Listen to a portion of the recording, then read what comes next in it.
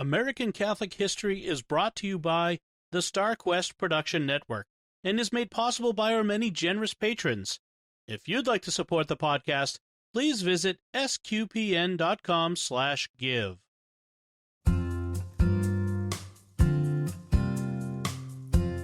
Hello and welcome to American Catholic History. If you like our podcast, be sure to rate us and give us a review wherever you get your podcasts. I'm Noëlle Crowe. And I'm Tom Crowe.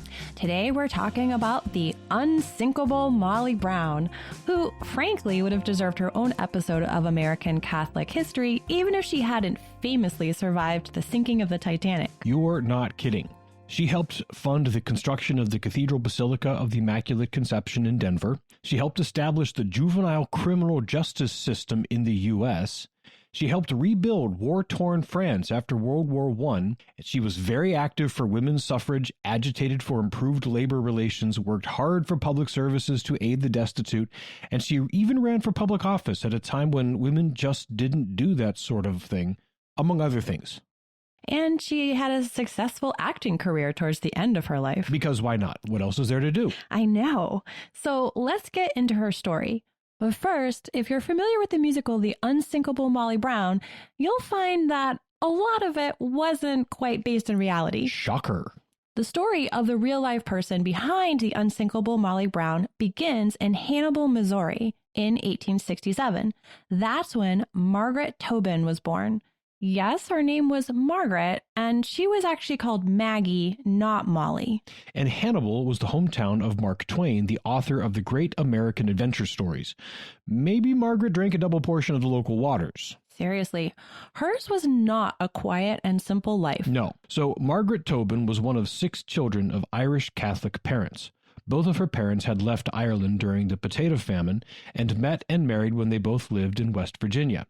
They brought with them a strong sense of fighting against oppression and standing up for what's right, so here in the States, they were both active against slavery. It is believed that Margaret's father even manned a station on the Underground Railroad when he was living in West Virginia near Harper's Ferry. The Tobins believed that all of their children should receive an education and should be encouraged to achieve whatever they thought right, and Margaret imbibed that attitude. They were also raised proudly Irish and devoutly Catholic. Yes, very both. And they grew up with a romanticized view of the West and the opportunity for great fortune. Right. The gold rush had settled down, but there was still gold in them there hills. So when she was 18 in 1885, she, her brother Daniel, her sister Mary Ann, and Mary Ann's husband moved to Leadville, Colorado. Leadville was the fastest growing city in the U.S. in the 1880s due to the silver and gold mines nearby. It is west of Denver and nearly 1 mile higher in altitude, so Leadville naturally calls itself the 2-mile-high city. Because of the silver and gold, Leadville was a multi-ethnic city with people from all over the place coming to seek their fortune, including freed slaves and Chinese. But it was heavily Irish and Catholic. The Irish Catholic culture centered on Annunciation Parish. Margaret's brother started a blacksmith shop, and Margaret got a job in a department store. It was there, in Leadville, that Margaret met James Joseph Brown, and they fell in love. But Margaret wasn't sure that she could marry him. He was a mining engineer, so he had a steady job, but he was as poor as she was. And that was the problem. Margaret had always intended to marry a wealthy man. She was determined that her father, who had worked so hard for so much of his life, would be able to spend his final years in comfort because she had married a wealthy man. But the hang-up was that she loved JJ. Ultimately, she decided that she would rather be with a man whom she loved, even if he was poor, than with a man she only went after for his money. So Margaret and JJ were married at Annunciation Church in 1886, when Margaret was 19 and JJ was 31. They had 2 children, Lawrence in 1887 and Catherine in 1889. And they were living comfortably enough since JJ had risen to be manager of mines for his employer, Ibex Mining. It wasn't long after her children were born that Maggie's activism began, when she founded the Colorado chapter of the National American Women's Suffrage Association. But everything changed for the Browns in 1893. Yes, in 1893, the price of silver crashed as part of an economic depression which hit the country. Leadville was hit very hard, and many miners lost their jobs. Unemployment in Leadville soared to nearly 90%. The boomtown was busting. But J.J. Brown saw an opportunity. He decided to try something he'd been considering for a while, but couldn't attempt so long as the silver mines were making a profit. Exactly. J.J. had become convinced that one of the company's silver mines, the Little Johnny, had very large deposits of gold down deeper than the silver. But the miners couldn't get to it due to the dolomite sands, so they kept focusing on the silver. J.J. devised a mechanism that he believed would hold back the dolomite sands and allow the miners to get to the gold. Again, so long as the silver was profitable, there was no reason to try it. Now that the silver was essentially worthless, there was nothing to lose. And it worked. With his innovation, the Little Johnny mine became the most productive gold mine in the country. J.J. was given 12,500 shares of stock in Ibex, a seat on the board of directors, and control of the Little Johnny mine. The Browns were millionaires overnight. They moved to Denver, where they bought a fabulous mansion on Schwanky, Pennsylvania Avenue, and Margaret became the newest member of Denver High Society. I wonder if they call it Mile High Society there.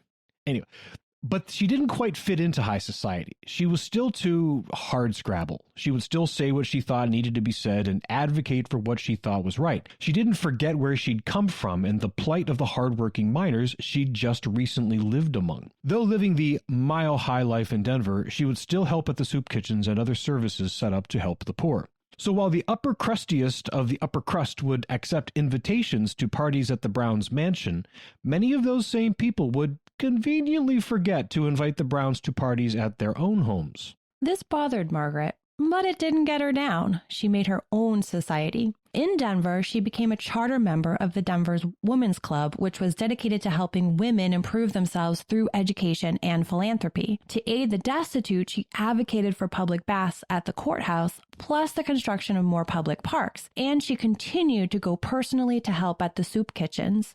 Wealth and her place in society did not change her. In fact, if her newfound wealth changed her, it emboldened her to do more good works and become more active for good changes to society.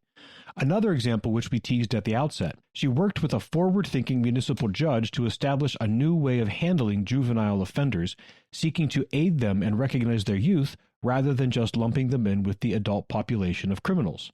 This collaborative work became the model for juvenile justice systems across the country. As the turn of the century neared, Margaret did even more to improve her abilities. She spent time attending the Carnegie Institute in New York, where she studied languages, including French and Russian, as well as drama. In 1902, Margaret and J.J. decided to take some time just for themselves and travel the world. Their marriage had suffered a bit, as J.J.'s travels for business were extensive, and rumors swirled of infidelity. In addition, J.J. had very traditional ideas about the role of women in society and didn't appreciate how publicly Margaret lived her life. Their round-the-globe trip succeeded in bringing them closer together for a time, but they continued to drift apart. One thing that didn't help was when Margaret decided to run for public office. No, that definitely didn't fit in with J.J.'s ideas of the proper roles of women. No. During the first decade of the 1900s, they were both involved in the construction of the new cathedral for the Diocese of Denver. Since the beginning of the project, J.J. had been on the board that raised the initial funds to break ground and begin construction in 1902, but then the project had stagnated. Until Margaret stepped in, that is. Of course. Yeah. She couldn't handle such an important project just sitting unfinished. To her, it was a mark of pride for her Irish heritage, and it was important to her as a devout Catholic that the cathedral be completed and that it be glorious. So she got involved in 1906. That year, she organized a massive Carnival of Nations fundraising event. Members of all nationalities were invited to set up neighborhoods with booths that shared the best of their nation's traditions. Food, clothing, jewelry, dance, art, etc. She made a special point to invite those who had suffered some of the most harsh treatment, the Chinese and the Native Americans, so the people who generally looked down on these people could see some of the beauty of their cultures as they saw them. Naturally, she got very involved in the Ireland booth, demonstrating Irish step dancing, which she learned as a girl, and even helping to give lessons to those who were interested. The event was a success. Along with direct requests that Margaret made of her wealthy friends, the money was raised to recommence construction, and the cathedral was completed in 1911. That cathedral is now the beautiful Cathedral Basilica of the Immaculate Conception, and it is on the list of places to visit when we lead a pilgrimage to Denver at some point in the future. But there were other major events that happened while this effort was underway. First, in 1909, Margaret and JJ formally separated after 23 years of marriage. They never attempted divorce, and both said that they never stopped respecting and loving each other, but their life together had become unworkable. They signed a formal agreement of separation in which Margaret got control of the Denver mansion, plus a healthy allowance on which to live and travel and continue doing all of her charitable work. And she did lots more of that. She also traveled more. In early 1912, she traveled abroad with some friends, including the Astors of New York, spending time in Egypt and Paris. But this trip was cut short for her. While most of her party had planned to stay in Europe for a longer time, in April, Margaret got word that her young grandson was ill, so she booked an early trip back to the States on a super schwank luxury liner, departing from England on its maiden voyage. Let's see. Super schwanky luxury liner leaving England in April of 1912. The Titanic. You got it. We got this far into an episode about Unsinkable Molly Brown, and we're only now talking about the Titanic, or why she's known as Molly, even though her name was Margaret. That's how incredible her life was, apart from this notorious episode. Okay, well, let's end the suspense. She was on the Titanic on that ill-fated trip. She was in bed reading when an iceberg made its mark. Yes, she was thrown from her bed by the impact, and when confused voices and running could be heard in the corridor, she poked her head out to see what was the matter. The pale-faced man whom she encountered managed to splutter out that she would need her life preserver. She dressed and got out onto the deck, where the reality of the situation was quickly clear. The unsinkable ship was sinking. Not one to be idle, she aided in organizing efforts to get people onto lifeboats, and would have kept on doing so until she was told directly, "It's your turn to get on a lifeboat." She was shepherded onto Lifeboat 6, which was lowered to the water less than half full, primarily occupied by women, with a few children and one officer assigned to that boat. As the Titanic was slipping beneath the waves, Molly was manning an oar, but she was exhorting her fellow lifeboat passengers to go back and look for survivors. She kept up the argument, but the officer on the boat steadfastly refused to allow it, for fear that the lifeboat would either be pulled under by the suction from the great ship going under, or that so many survivors would come to the lifeboat and would swamp it, thus killing them all. Despite her efforts, the lifeboat did not go back. When the Carpathia picked up as many survivors as it could find, Margaret immediately recognized the dire situation facing so many of the survivors. So many of them were women who had just lost their husbands and maybe children, or they were children who had just lost their parents. She organized makeshift grief counseling as well as a survivors committee among the wealthier survivors, and before the Carpathia had even reached New York, she had raised $10,000 from her fellow first-class passengers to support those who had lost all. She was the last Titanic survivor to disembark from the Carpathia, and from then on she remained involved in relief efforts for Titanic survivors. The genesis of her moniker, the Unsinkable Molly Brown, surfaced sometime after the Titanic disaster. Unsinkable was first used by a Denver columnist as a nod to her surviving the sinking, but also as a reference to her inability to lay low and stop being active. And it wasn't misplaced. In 1914, she became very politically active. She ran for the U.S. Senate, but dropped out before Election Day because her sister was married to a German baron, and given the political situation with Germany in 1914, that was a huge political liability. And the name Molly came much later still, well after her death. She was called Maggie in life, never Molly, but when it came time to write the musical about her, Molly flowed better, and it was a nod to her Irish heritage. So, the Unsinkable Molly Brown rather than the Unsinkable Margaret Brown or the Unsinkable Maggie Brown. I mean, I guess it flows better. I guess, yeah. But back to the unsinkable reality, because Molly is a fiction. She became even more active in activism for women's suffrage, and she also played a role in mediating a major labor dispute. Right. Miners in Ludlow, Colorado had been on a strike for months protesting harsh working conditions, extremely long hours, and terrible pay. The company, part of John D. Rockefeller's empire, wouldn't budge. On April 20th, the dispute turned bloody and 20 were killed. The violence brought the workers' grievances into the national spotlight, and the workers sought Margaret's intervention. So she mediated. And the result was that ownership buckled enough under the bad PR that conditions improved for the workers. But wait, there's more. A world war had broken out. Do you really think Margaret Brown would let that go by without her being involved? No. During World War I, she traveled to France for the American Committee for Devastated France, where she supported efforts to rebuild war-ravaged portions of that country. For her work, she was awarded the French Legion of Honor. During this time, a New York newspaperman wrote, "If I were requested to personify perpetual activity, I believe I'd name Mrs. J.J. Brown, the Newport social figure, suffragist, and patriot." Wait, Newport socialite? Yes. She'd moved to a rented mansion in Newport, Rhode Island by this point. It was closer to where her activism was centered, and the community was mostly the wives of super wealthy men who spent most of their time in New York City. So since she and J.J. were separated, she fit right in. J.J. Brown died in 1922 and was buried in Westbury, New York. Upon his death, Margaret said, "I've never met a finer, bigger, more worthwhile man than J.J. Brown."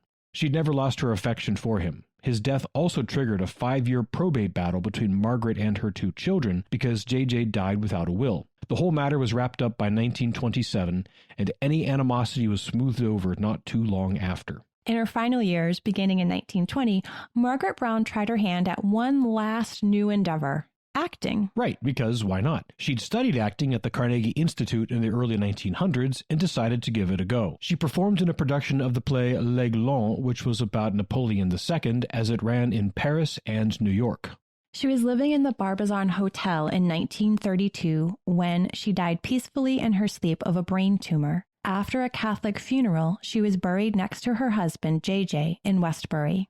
This end is fitting for Margaret Brown because the Barbizon was known as a place where up-and-coming actors and actresses stayed as they tried to make it in New York. So rather than staying in her lavish mansion in Denver or her opulent rented mansion in Newport, Margaret Brown was, once again, happy to be with those who were struggling to rise above the odds, just as she had done so many times in her own unsinkable life.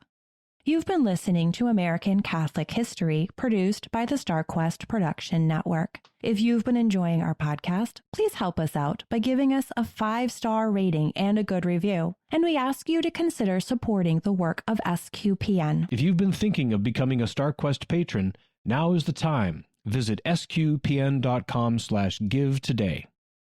To learn more about the unsinkable Margaret Brown, to find previous episodes, or to learn about our upcoming pilgrimages to unforgettable American Catholic holy sites, please visit our American Catholic History website, americancathochistory.org. We also love feedback and hearing about great Catholic history sites and stories from all over. You can email us at history@sqpn.com or find us on Facebook at facebook.com/American Catholic History, Instagram at ACH_podcast, or follow StarQuest on Twitter at SQPN.